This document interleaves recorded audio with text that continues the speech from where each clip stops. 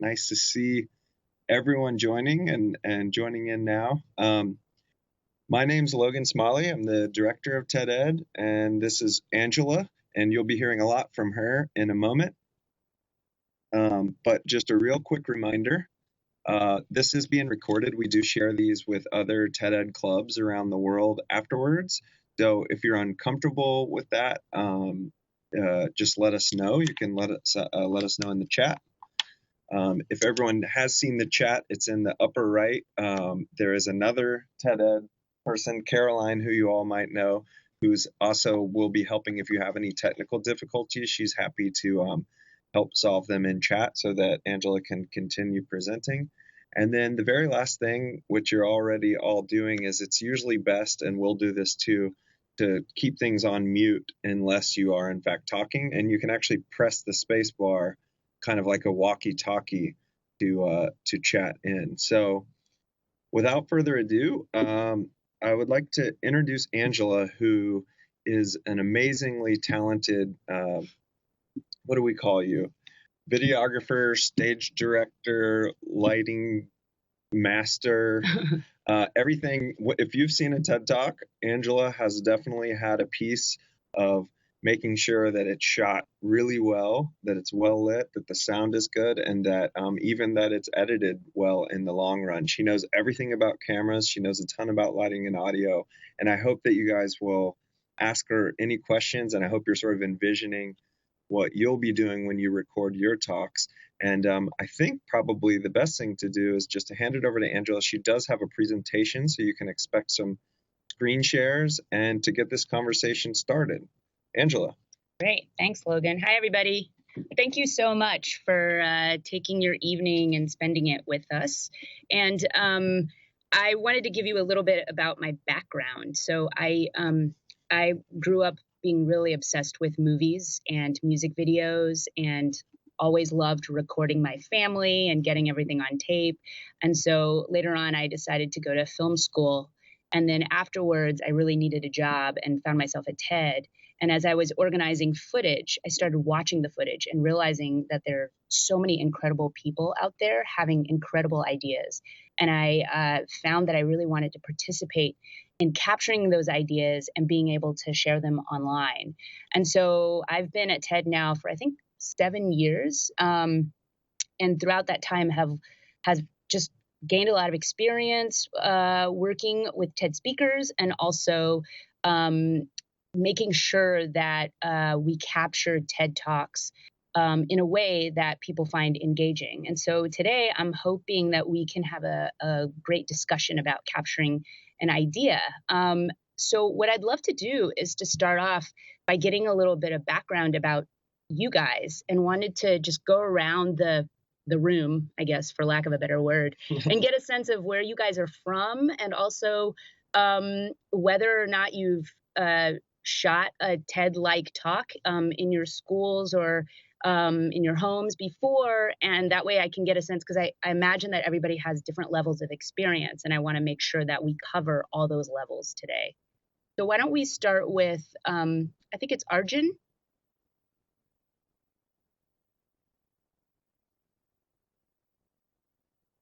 Huh.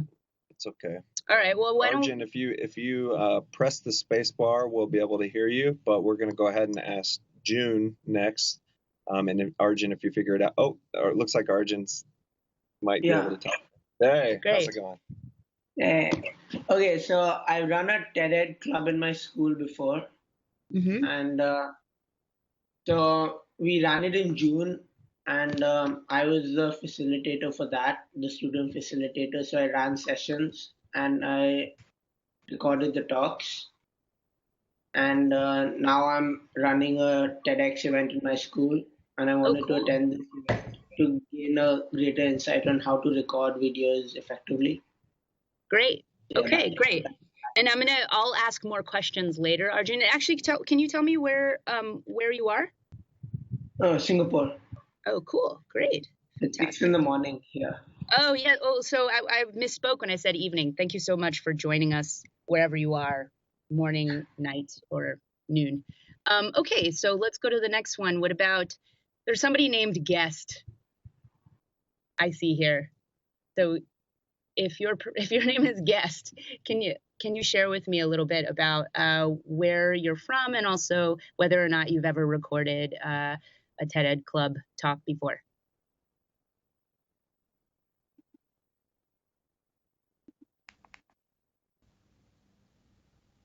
Oh, look like they're about to. Looks It's like so you're about to go. dramatic if you watch the little microphones in the sidebar to see who might press the Hello, space. I wonder if I'm Guest. Are you able to see a Susan? Yeah, We are able to see Susan. Hi, Susan. You are a Susan. So perhaps I am Guest then. Well, Oh, I'm sorry, go ahead. joining. Yeah, I'm joining you from Leicester in England, and we have only just started to prepare to start a club. It's going to start in January. Okay. So this is sort of to get a feel and a bit of background as to what we need to do when we do run them. I've got the little attachment about what to do to prepare and all that, but this is just to get your point of view and your guidance as to what to Great. do when we do Okay. start. This is great. I'm just going to jump in really quick. That's the perfect approach to this conversation, I think, Susan. Angela is like one of my favorite things about getting to work with her is she's really good at giving advice and she gives it sort of on point in very practical terms. So feel free to ask big, deep questions, but feel free to also be like, should I be using a clothespin on my light? She's got all the experience in the world. So I hope we'll go, I hope we'll feel bad about saying goodbye because she's just so busy answering your questions. All right, great.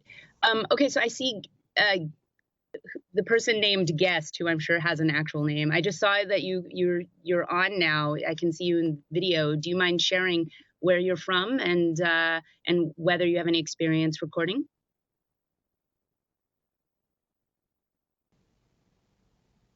Trying. So close. Okay, well, actually, why don't we skip to June? Hi. Hello, anybody can hear me? Yes. Okay, because, excuse me, I am Andrea from Argentina, and I think that I'm not being seen. Hello, excuse me. I'm just connecting. Oh yeah, no, we see you. You're coming in nice and clear. Okay, thank you. Okay, my name is Andrea. I am from Argentina. And you are talking about the experience about recording, okay? Yes. Well, what I have some experience because I did two events like TED clubs, but this is my first time with members like this one, like the TED clubs. And I am planning to record them with iPads. I don't know if it will fix. That's great. Work? Absolutely. We can actually talk very specifically about how to record with iPads and talk through that stuff too. So that's great. Thank you so much. Okay, so how about June? Oh, June, I think you might be muted, so you might want to just press on that space bar there. How's that? There we go. Perfect. Okay, all right. I have a TED Ed club. It's my first time running a TED Ed club with 24 fourth and fifth graders in Wyckoff, New Jersey. Nice. I'm learning with them, so it's all very new to me. And I'm glad that the last person asked about the iPads because that's probably the route I'll be taking also. I know my schools will also, they do have digital cameras. Great. But very beginner level as far as the filming. Cool. All right. Thanks, June. Thank you so much. And Susan, we heard from, Shannon. Did we hear from Shannon? No, not yet. Yeah. Hi. Hi. We actually just had our first TED Ed Club meeting today, and it was great. We were working with 4th, 5th, and 6th graders, so we're excited to get that going. We're in Kansas, and my experience is with theater, where recording is prohibited and you can't record. So it'll be just a new process to just learn the ins and outs of recording. The kids have a lot more experience recording than we do, so I'm kind of learning as we go. But they're very excited to learn and to use the technology that we have. That's great. To go through that process, and they're excited about the animation piece and just in the little half-hour meeting that we had today, just a little intro. They just, even then, I could just sense the excitement that we had. This is our student facilitator. She had to take a little trampoline break a few minutes ago. We just got out of Oh man, that sounds so fun. Yeah. So this is Reagan. So she's kind of sitting in with me on this. And thanks for joining, Reagan. Yeah. She's in 5th grade, so she'll be helping me out a lot. And Great. we're just a really small school. We're K through 12 and have 160 students, but we're limited on extracurriculars. So this is a very important piece of what we can bring to our students and developing ideas and sharing them. Great. Awesome. I'm so glad to hear that. I think that's it, right? Great. Yeah. Well, thank you so much, everybody, for joining part of this discussion. And the first thing I want to kick off by saying is that, what's so important about I don't know if you guys know this, but the very first TED conference was held in a theater in Monterey, California, and very few people knew about it. And they went and attended and they shared ideas, but it was all within this really small space. And when they left, they didn't really share it with anybody else. And so at some point in 2002, the people who ran the TED conference started realizing that actually these ideas need to be going out into the world more. And what better way to share ideas than to film them and put them online? And so that's why today you can see TED Talks everywhere, and they're free, and you can see them online as long as you have an internet connection. And so as we've had more and more TED conferences, our shooting style has gotten fancier and fancier and fancier. Like today, we use sometimes anywhere from 6 to 8 cameras to shoot a TED Talk. But the truth of it is that you don't actually need to be that fancy, and you don't need to have an incredible equipment. The only thing that you actually need to have is to have a plan, a really strong plan. And the reason why you want to have a plan is because just like everything that you do, if something goes wrong, which usually things will go wrong in my experience. Microphones on laptop computers. Yeah, for instance. Then you have something to fall back on. Then you have, and also the other thing about planning is that it forces you to prepare. And after you've prepared, you can say, well, I've done everything I possibly could do. And if I've done everything I possibly could do, then if something goes wrong, it's sort of, I've tried my best. And I think that's really important, that we always go in knowing that we've tried our best to do this. We've done everything we possibly can. So today, what I want to talk about is that plan. And did you guys, remind me if you got the worksheet that we sent out with our email. Did you guys get that attachment? Yes. Yeah. Okay, great. Yeah. So that's your plan. If you can answer those 10 questions before you film a TED Talk, then you have a plan. And so today I'm going to go through that plan with you guys, and I'd love to go through it together and answer each of your questions. Before I share this stuff, why don't we talk through about each technology that you guys are using? So let's look back at the worksheet. The first question is, how many cameras will you be using? And it's okay if you don't know yet, but why don't we go around now and why don't you guys tell me how many cameras you plan on using, or if you don't know, like I said, it's totally fine. So why don't we start with Arjun?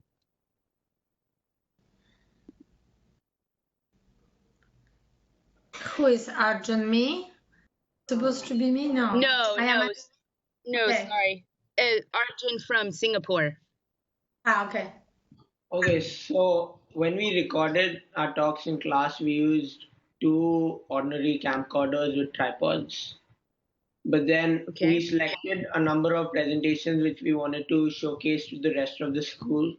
And for that, we got in the help of the AV Club, and they recorded it with better cameras, which were like installed in the auditorium. So that's what they Great. used. Yeah. Okay, cool. That's awesome. That's fantastic. And then how about next? Let's go to Andrea from Argentina. Um, I'm thinking about only one camera because Okay. I prefer not to edit, because if I took two different videos, I have to work then, and I have no time to do this. So I thought about only one. It's okay? Yeah, absolutely. And actually, we'll talk about what you should be shooting if you only have one camera. Okay. What about so June? How many cameras do you plan on using? Well, before I had the worksheet, I thought one, but now I'm hoping to learn and add more cameras because I'm sure people will help me. Okay, great. Sounds Add good. more cameras. I think that's like 8. Shannon. We're not that far yet. Okay, that's totally fine. And I think hopefully today we'll talk about it and you can think more on it. That's absolutely fine. How about Susan? We're not there yet, but Okay. potentially more than one. Okay. All right. Sounds good. Great. Okay, so let's talk about, hold on, let me just go back and see if I can pull this up here. The first thing I want to talk about really quickly is, I'm just going to share my screen again, and hopefully you guys can see this. I keep on doing this. All right, can you guys see this photo of Saw, by the way? Yes. Okay, so I want to address the tripod issue really quickly. So a lot of people say, why can't I just, let's say I'm going to film a talk with my iPhone, for instance. A lot of people will say, well, why can't I just hold the phone and try to film it and try to be as still as possible? And the answer is handheld camera work, while there's a part to play for handheld cameras on stage, it doesn't. Usually we end up using tripods for TED Talks. The reason why is because TED Talks are not horror films and they're not, like skateboarding films or sports films, right? They're TED Talks. And so it's much better to use tripods so that you can be stationary and so that you don't get tired. So much of using a tripod is about practicality. So if you can afford a tripod, that's what I would go with. If you're trying to shoot with an iPad or an iPhone, I would see if I could invest in some kind of tripod that's made for iPhones and iPads. The other thing is that if you don't have a budget, I've actually found online tons of funny, useful hints about how to make your own tripod, which absolutely you can go that route as well. Like this person, for instance, constructed a tripod out of pencils, which is to me totally amazing. They probably set it on their desk and filmed it that way. So that's really like the sort of spirit, I think, of recording of TED Ed clubs, but also TED Talks, is to just try to find your own way to do things. And I think this pencil tripod is a really great way of doing it, for instance. The next, I wanted to show you guys the different shots that we use with our 6 cameras at TED. So this was this year's TED, and these are the different angles that we shot using 6 cameras. And each camera does a different job. But if you don't have 6 cameras and you only have one, then there's no reason why you can't record a TED Talk as well. The most important thing is, hold on, let me just skip past, is your frame. The frame is, of course, what you see in your camera. And it's really important how you frame the TED Talk, right? You don't want to frame, anything outside of the frame doesn't exist in this story. So you don't want to record like a cat, for instance, or your dinner, you want to record a TED Talk. So if you're only going to use one camera, the thing you want to do is put the most important information within that frame. And so what you want to do is use the wide shot. This is what's in a wide shot. You got your speaker and you have your screen. That's all you need. If you have that, then you got a TED Talk. You just record this, and then you press start, let the speaker give their talk, and then you press end, and then you've got it. There's your TED Talk right there. Yeah, I don't want to throw you off, but I just was going to observe that we get we've seen lots of TED Ed Club videos now, and they're really awesome. And a lot of them are just shy of this framing. I'm not sure, why or what or where. So I think like everyone instinctually sort of knows that if you have one camera, this is sort of what you're going for. But for whatever reason, like Angela was saying, if you don't have the plan and you haven't checked it out, you might like come close to this, but not quite this composition, because this looks really nice. I think everyone would be really proud of a shot like this. So I was just going to jump in and say, everyone comes really close to this, but if you take that extra step to come up with that plan, you're going to, find yourself with a nice composition like this. Yeah. And then to Logan's point, this is an example of a TEDx talk, right? So we've got the speaker there and the shot, but the screen is missing. So all of it, this is actually I think it's quite obvious, but it's quite difficult when you're on set or when you're about to give a TED Talk and you're just putting up the cameras. Just make sure that all you have to do is move that camera over a little bit in order to get the screen as well. Let's see. The camera or the person, right? Oh, yeah, you can. Oh, sorry. Right. You can also move that. Hold on. Let me just go back to that. You can also move that person closer to the screen, but you still have to move your camera over in order to get that screen and that person. So the next shot. Okay. So that's if you have just one camera and you don't plan on doing editing. Now, let me just get out of this screen share again and go back. I'll never find it. Oh, here it is.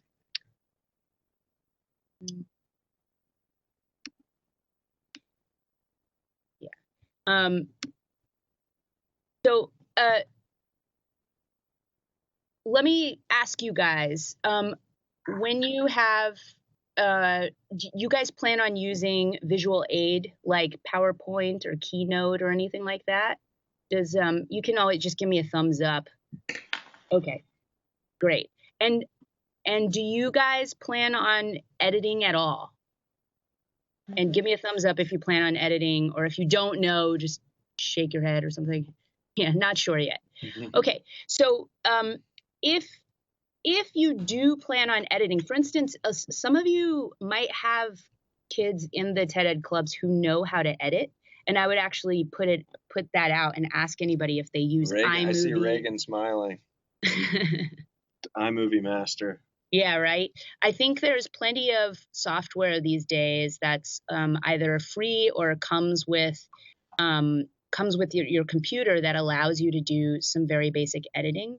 If that's the case, I would absolutely check and see which kids know how to do that. And then I would highly recommend working with them to ask them to edit for you, because I think it's really, really fun, and B, it adds a dynamic quality to the TED Talk. And so if you do plan on editing in those PowerPoint Keynote presentations, then the best way to let me just show you guys the frame that you ought to be using for that is this. This is the medium shot. The medium shot basically starts at the belly button, a little bit below the belly button and a little bit above the head. It's a very standard shot. Everybody's seen it. It's usually the shot that you see the most, not only on television, but actually when you're watching a TED Talk, our editors tend to cut to this shot the most. The reason why is because oftentimes the speaker likes to walk around a lot or make big gestures. And for this, the camera allows for space for this speaker to move around. And so if you guys plan on editing, then this would be, and you only use one camera, this would be the camera that I would use, because the other reason why is, as you can see that the speaker's face a lot better rather than the wide shot where you can see the speaker's face, but you don't see the play of emotions. You don't see the passion of their ideas coming out. And so this shot is great, like I said, for one camera, and that's it. But I'm going to skip past all this. But this shot is perfect if you decide you're going to edit and you have one camera. Angela, can I ask you a question? Sure. Do you think that the screen is purposefully, because, hold on, the reason I'm asking is most people raised their hand that they were going to edit. Right. And most people have one camera. So this is probably what most people are listening to most right now. Yeah. Is the screen not behind him for a reason? Like, because in their scenario, there's going to be a screen. Should it be behind them? What's the deal? Oh, yeah. Great question.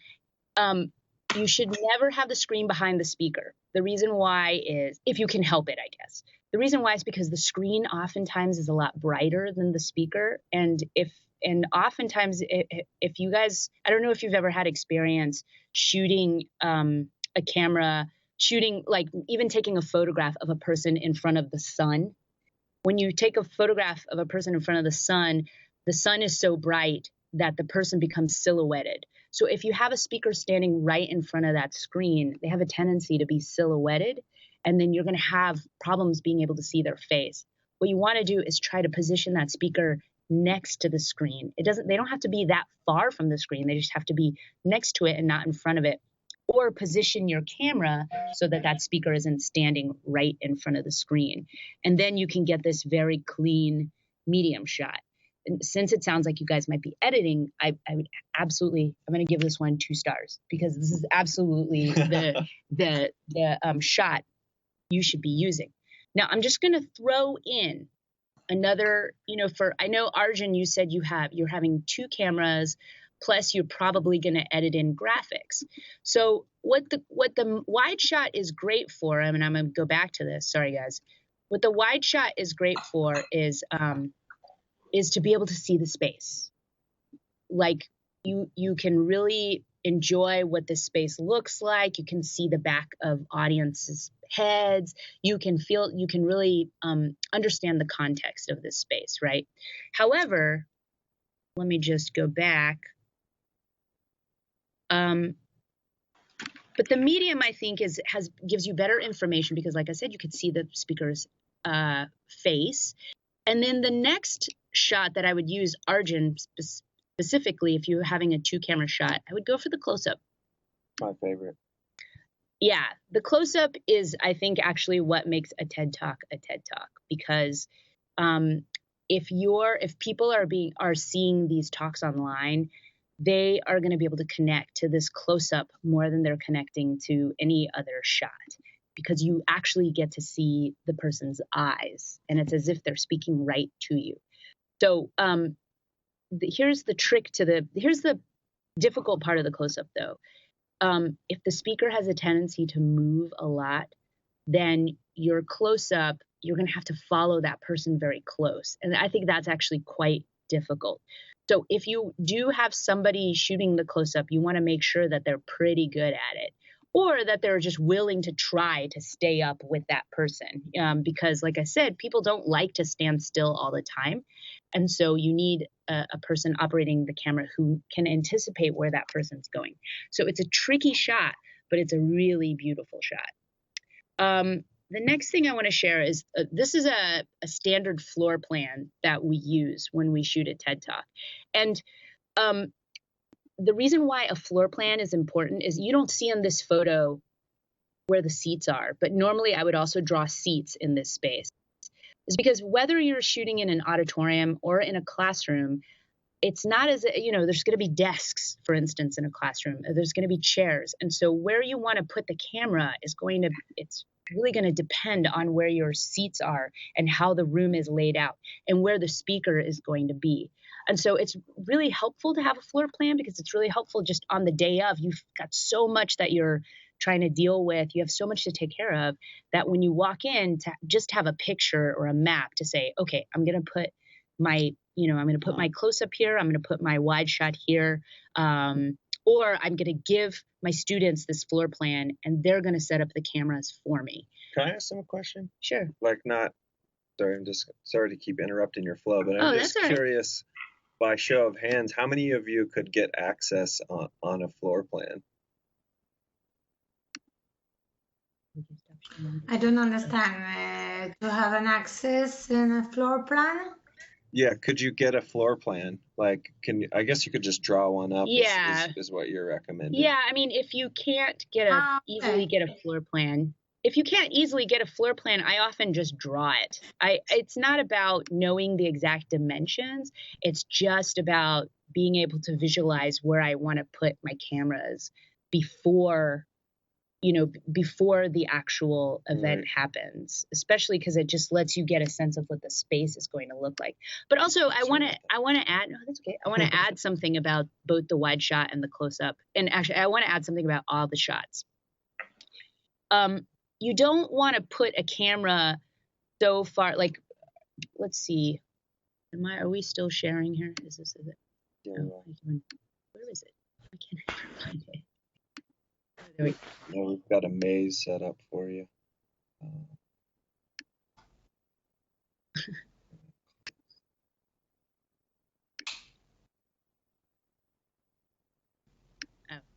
Here, let me just. All right. So, I've seen a few TEDx situations, for instance, where the camera is actually like this. It's shooting to a person's profile, and then they do something like this. Blah, blah, blah, blah, blah, blah, blah. And then all of a sudden, all you're seeing is their ear and the back of their heads. So what you want to do is make sure that your camera is placed so that the speaker, it's looking straight at the speaker's eyes. As much as possible, you're not going to be able to always predict which way they're going to look. But if you know where the audience is going to sit, then you have a general sense that they're going to look at the audience. So what we call that eye line. Eye line is literally where the eyes are looking. You want to try to put that camera somewhat close on that eye line, somewhat at the same on the same latitude as the eye line. And that's just something to think about. And like I said, that floor plan is going to really help you create that space and put that camera in that space. That eye line thing, haven't seen a lot of TED Ed club videos. It's a big one too. Like earlier when I was talking about the framing of the screen, a lot of stuff is either shooting up at the person, which sort of like, I guess if you're wrong for that, but it sort of makes them look really majestic, awesome, right? Yeah, and crazy, or shooting down at people makes them diminutive and everything like that. So that eye line thing is such an easy trick. Yes. But an easy one to forget. Absolutely. That's a great point. And that actually goes back to the tripod. The tripod, if you have a very tall person, for instance, it's helpful to have a tripod because then you can lift that tripod up and keep that camera looking straight like this, rather than looking down at me like this or up at me like this, which has a kind of godlike, majestic look that's not quite appropriate for a TED Talk. So it's really nice to be at the same level as the speaker. Let me check and see what we've got up next. The important thing is also to make sure for every camera that you use, you have a student working that camera. Not only because they'll be able to take responsibility for that camera, but also you never know, and you probably have experience with this, you never know what could go wrong with these cameras. Like it could stop recording all of a sudden in the middle of a talk. And so it's really nice to have somebody always on that camera, just making sure it's constantly recording, making sure that somebody didn't walk by and knock that camera over. Suddenly it's on the ground recording people's feet. These are all I apologize if these are very obvious, but it's just things to remember. And if you can answer that question, do I have somebody working the camera, all my cameras, and you're able to organize that and get somebody responsible for each camera ahead of time, then your job is going to be much easier when you decide to record that TED Talk. The next thing I want to talk about is lighting. So let me give you an example of a TED Talk that we recorded that didn't go so well. The talk itself was actually really incredible. But, oh yeah, did I not share screen? Oh, sorry. Oh, here. Sorry, guys. The talk itself was really a great talk, but as you can see here, he's really dark. And if you can tell, he's also wearing like a black blazer, and it ends up fading into the darkness, so he's kind of looks like a disembodied head with like a little bit of a white shirt. And the other problem with wearing either solid, oh, sorry about this, let me go back, and it's really important that you ask your speakers the day they're being recorded to avoid wearing solid white t-shirts or solid black t-shirts. The reason why is with the black specifically, as you can see, it'll blend into the background and suddenly a disembodied head. Or you've got the white shirt, which oftentimes is too bright for the person's face. And suddenly everybody's looking at his shirt rather than his face. Which leads me to the next point, which is lighting. And here I just wanted to go back and ask you guys questions again. Are you guys all, do you all plan on shooting in classrooms, or is it a theater or auditorium? Can we go around the room again and you tell me the answer? Arjun, do you have a classroom? No, we're doing it in a theater because we are having about 100 people for the event. Oh wow, that's incredible. Wow. And so I'm assuming that you have lighting in the theater, right? Yeah, quite a bit. Okay, great. All right. So you're set. What about Andrea from Argentina? Are you in a classroom? I have like no, it's not a classroom. It's a special place that I put big lights and like a blackboard. It's okay. It's just to record it. No good sounds, and it's gonna be okay. I have another question then related with the Sure. program. Okay. Now? Yeah. Okay. Yeah, go ahead. I tell you, I have some kids that, because we are planning to begin with the record next week, and we have some kids that have want to show videos. Okay, so I was planning to record them, the kids, and then to edit it with Movie Maker and to put the video to be okay. And then I have another kids that will show pictures. So I'm planning to edit it with or present me that it's a soft, or there is one that it's 9 slides that you can share the same, which is like you can see the person and the slides at the same moment. So I will have no problem with the slides and the person. I am trying to know, maybe you can help me to find out any program to share 2 videos at the same time. You understand what I'm trying to say? Yeah, I do. No, yeah. I don't know. I think that you're asking what I think you're asking is there a way to show the person and the video in the same frame when you're editing, right? Yeah. Yes. Yes, that's the question. So I'm not familiar with every single piece of software. At TED we use Final Cut Pro, but also something like iMovie should have a function where you're able to crop or resize each video and put it in one together. It's a good idea. You should be able to do that, and that's really interesting. I like where you're going with it. It's very experimental. It sounds great. Okay, cool. Great, thank you. Great, sure. Okay, so and June, let me know. Are you shooting? Do you plan on having the TED Ed Club in a classroom, or is it in a theater?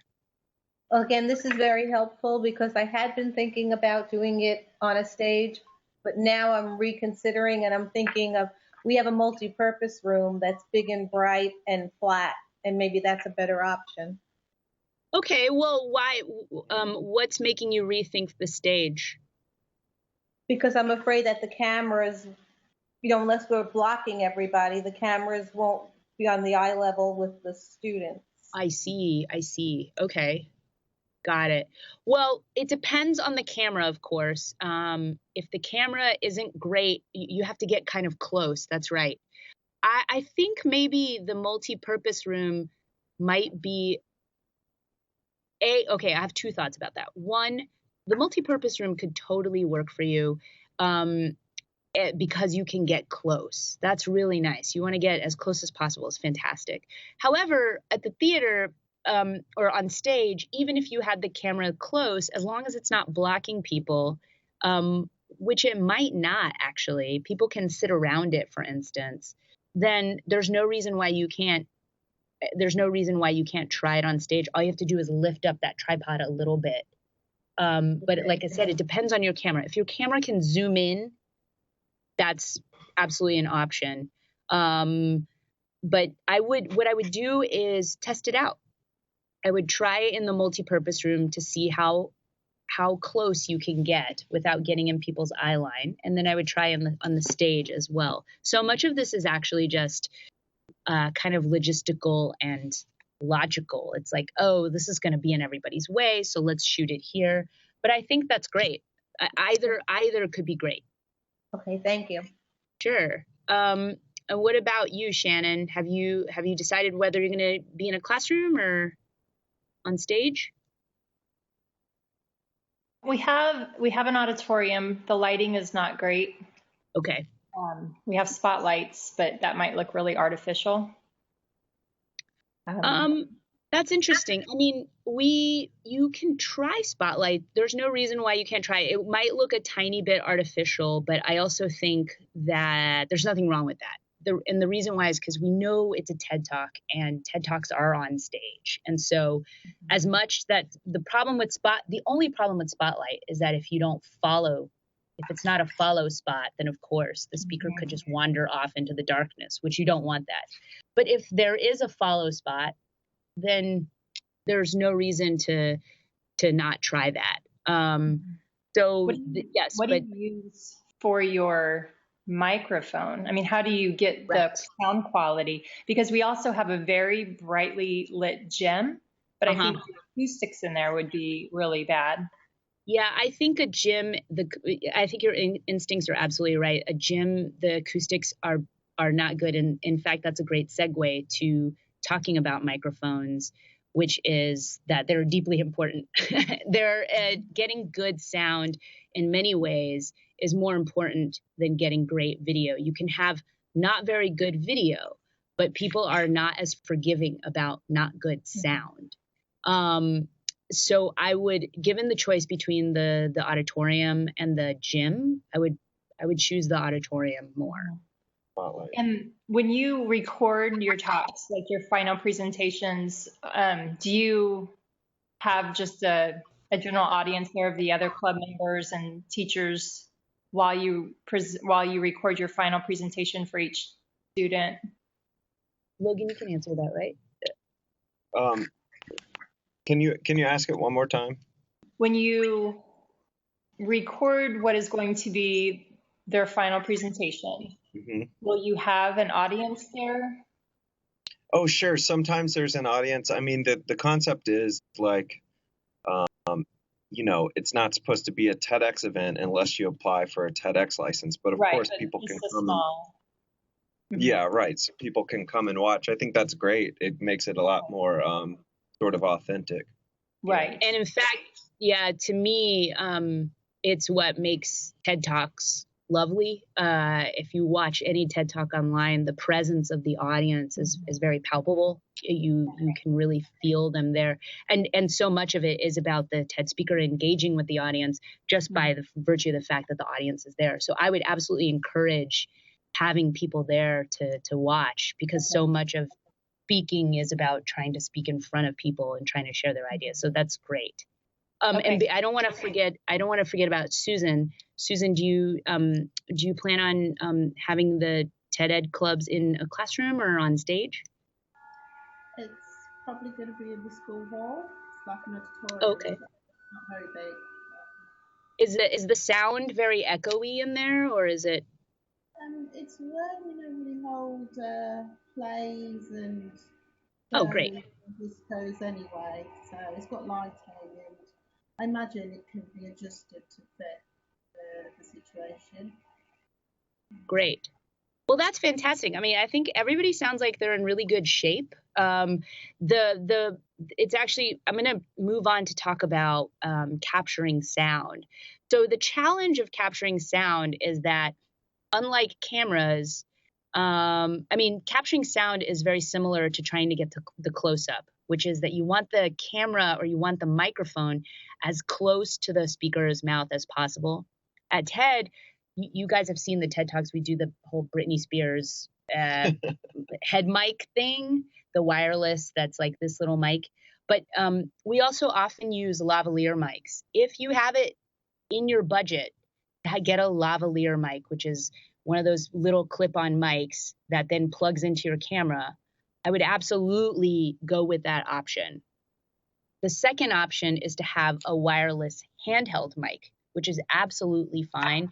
People at TED don't typically use that, but for this, there's no reason. I mean, it's just really important to get good sound. If you don't use a handheld mic and you don't use the lavalier mic, the other option is to get what's called a shotgun mic. It's you guys have seen it.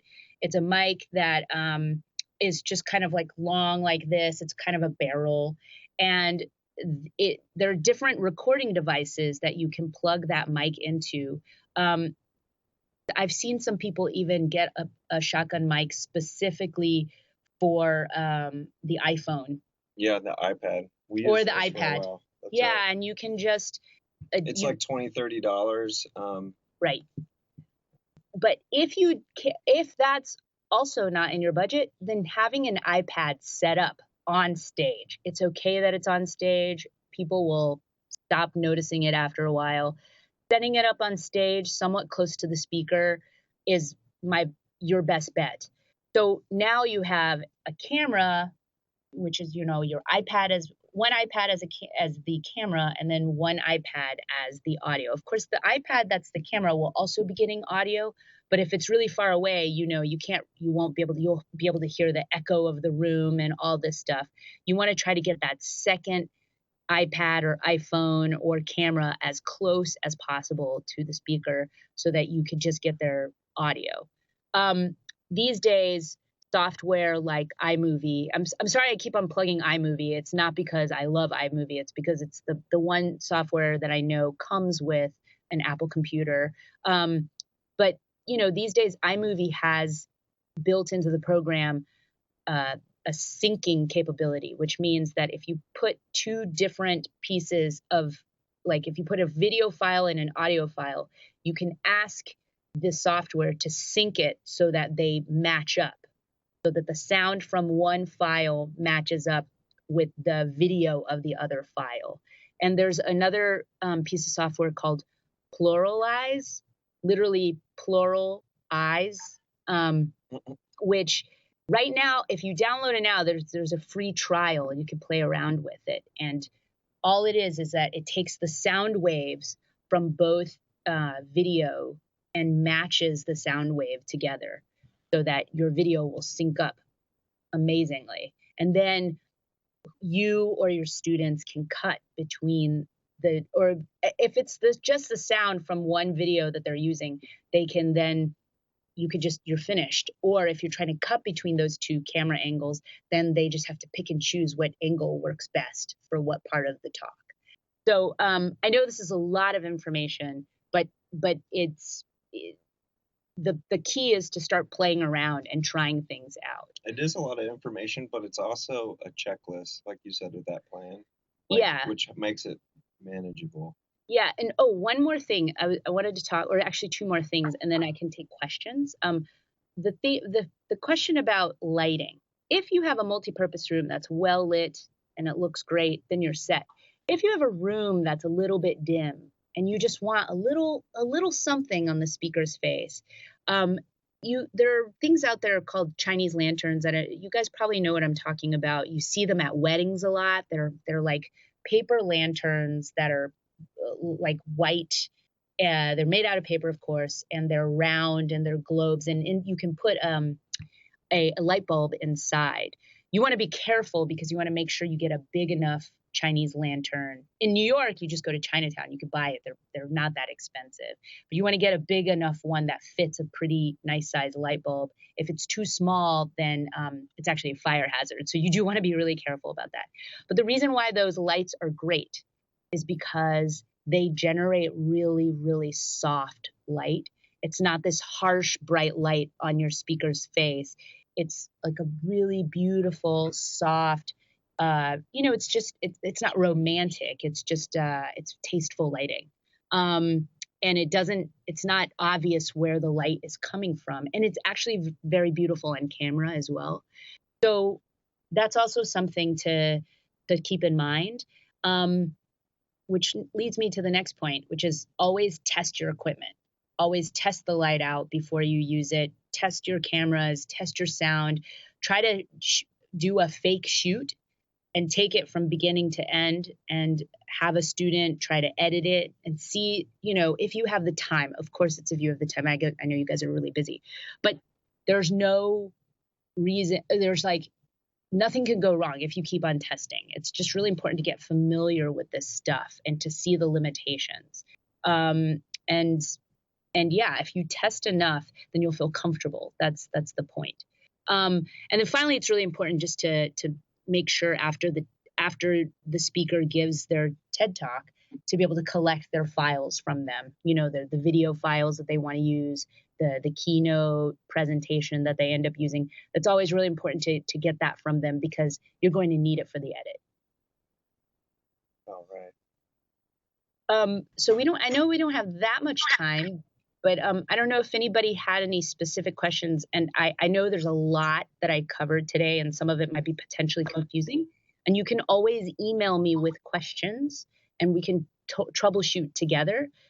So my email is angela@ted.com, ANGELA@ted.com.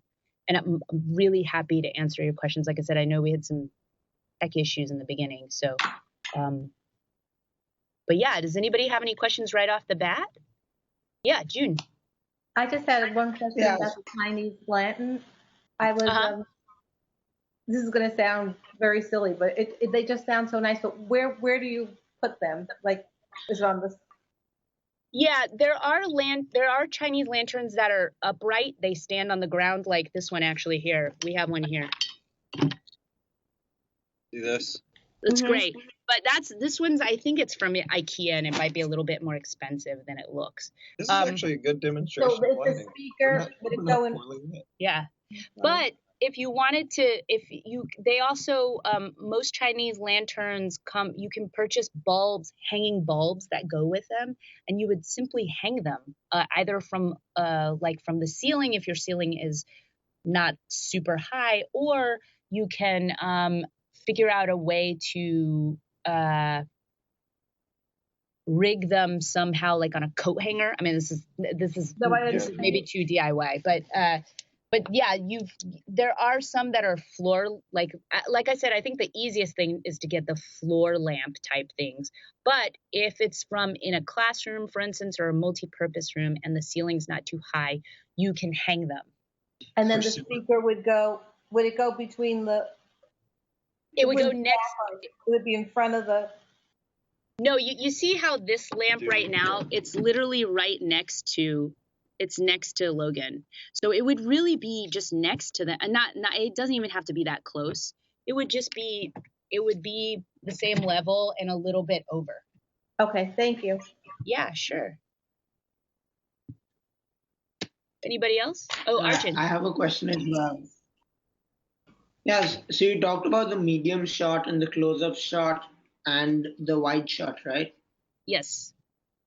And I wanted to ask you, like, which one would you use the most? Like, say you have two cameras, do you have a certain percentage of, say, wide shots to medium shots to close-up shots? That's a great question. While editing. So just to repeat it, we have 2 cameras. Which shot are you going to use the most? Wide shot, medium shot, or close up? It's okay. So this okay. The big question you want to ask is, what are my talks about? If my talks are about personal stories, then I would use 2 cameras. One is the medium shot and one is the close-up shot. Because if it's a storytelling type of talk, then the close-up shot is an emotional shot. If the talk is more about science or more about, it still has personal story, but it's a little bit more, it's about facts, then I would actually go with the wide shot and the medium shot. And then I would still, regardless of those choices, I would always cut to the medium shot the most. The medium shot, even though it's a little bit more plain, it's more informational. And it's, when you have a close-up, sometimes if it's too close, it sometimes feels like somebody's yelling at you. It's sort of like sending an email in all caps. It's a close-up is very powerful. You don't want to use the close-up so much. And you want to earn that close-up. It's just like any sort of storytelling. If I started off this meeting like this, I think you guys would be very offended. You know what I mean? You like, this is a fine size for us because, we just met, we're friends now, but right off the bat, getting too close is I think jarring for the viewer. So, and also the wide shot is sometimes too wide. You can't see the face, you can see the space. So, Arjun, to answer your question, I probably would cut to the medium shot the most. And in fact, if you watch TED Talks, they use medium shots probably 60% of the time, 60 to 70% of the time. Okay. Thank you. Sure. Anybody else?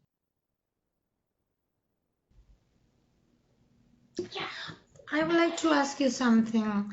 If you decide to use 2 iPads, one to videotape and the other one to record, do you need a microphone, or you don't need it? I mean, to me, having a microphone is always very helpful.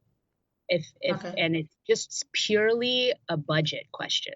It's purely, if you can afford one, you should get one. If you can't afford one, then having an iPad on stage just to record voice is fine. It's just, I think it won't be as good. But it also depends on the microphone. You might want to make sure to do some research. Sometimes those microphones might not be as good. It just depends. But if you can get a microphone, I would. If you can get something that is a clip mic, that's what I would try to invest in most, because it's just right here. It's close. Do you know if there's a Bluetooth? Thank you. Oh, that's a good question. Yeah, I mean, they're. I'm going to look that up. We're going to look up whether there's a Bluetooth thing where it's a lapel Bluetooth powered that could send audio to your iPad. Yeah. It seems like that should be invented. Yeah, it should be. Yeah, we'll look into that. We'll email you if it is. Yeah. Anybody else? No, it's fine for me. Thanks a lot. All right. That's it. Thank you, everybody, so much for being part of this workshop. I really enjoyed spending time with you. And like I said, if you have any questions, please feel free to email me. I can always help you troubleshoot. Let me know if something doesn't work. Like I said, the Chinese lantern is a good a possible solution for lighting. But if you're like, Angela, actually, I tried this Chinese lantern, it did not work. Let me know, and we can try to come up with some other solutions. Angela, I want to say thank you to you. One piece of super clarity for the Chinese lantern, since it seemed like some people were interested in using that, they should be comfortable with it being in the shot. Yeah. So sometimes when you're setting it up, you're like, should this be in the shot? It totally can be in the shot. I mean, you want to check and make sure it's not making a silhouette out of the person, anything like that. But if it passed your test, people are okay with Chinese lanterns being in shots in general. In fact, now that we've talked about them so much, you'll see them everywhere. Yeah. They're used like all the time. They're used all the time. If you're going to a wedding anytime soon, everybody's always using that. So makes everybody look nice. Yeah. So I want to thank you. I also want to thank you for giving your email address. I think that's super cool. I told you she's very helpful. I would email her. email her with exact questions and she'll give you exact answers. Absolutely. But she's busy. She'll be producing the TED conference in February. Yeah, March. Yeah. Oh, good. You got a couple more months. Yeah, I than got a thought few you more had. months. Yeah. Yeah, she'll be produced. So every TED Talk that you see after that conference will be under her direction for that one. So that is really cool. Thank you so much, Angela. Thank Reagan, you. since you're the youngest facilitator on, I'm going to particularly wish you luck at your school. Thank you for participating. I also love it when everyone's from such different regions. So thank you from all around the world. And good luck. Let us know if you have any questions, Thank you. and this will be online. Thank you. Okay, thank you. Thank you. Bye. Bye. Bye.